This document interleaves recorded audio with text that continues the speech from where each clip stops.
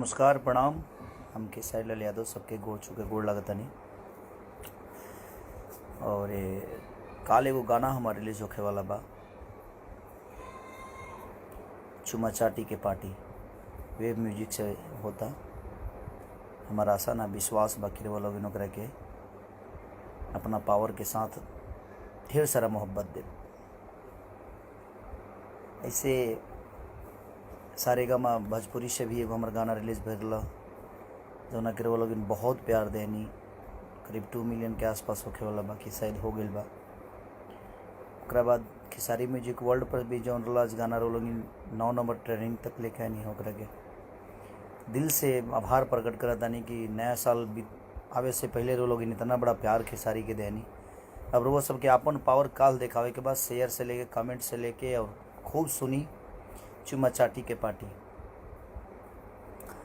और बहुत खूबसूरत गाना बा जौन के राइटर पवन बाबा बानी होकर और वेब म्यूजिक से रिलीज होता चुमा चाटी के पार्टी। तो रोलिंग के काल अपन पावर दिखावे के बा कि कितना मोहब्बत रोलिंग। ऐसे तो मोहब्बत रोलिंग करबे करीले, लेकिन काल वो सबके परीक्षा बा। काल दबा के प्यार देवे के बा। ऐसे जे काल लास्ट गाना हमारा रिलीज होता, एक बाद कोनो नया साल के गाना ना हुई। अब जौन भी हुई लोकगीत हुई उनके बीच में। तो ढेर सारा प्यार अजय सिंह राजपुर।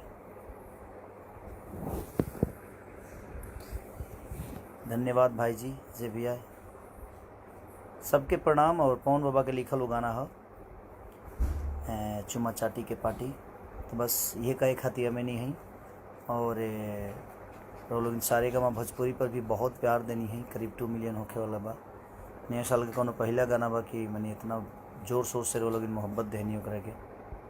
तो दिल से प्रणाम बा और यही मोहब्बत देते रही लोग। और नया साल खातिर जितना भी लोग बा, पुराना जौन बीतल तो गड़बड़े बीतल है, लेकिन ईश्वर से प्रार्थना करब कि पूरा देश पर नया साल के एगो नया उमंग लेके आवे और नया साल में हमनी के जीवन खुशहाल कटे, 2020 की तरह ना कटे।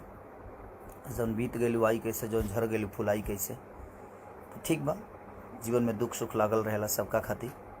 तो बस हम यह कहल चाहतनी कि काल इतना प्यार दी कि हाँ लागे जहाँ यार ऐसे तो आप लोग प्यार देते ही हैं।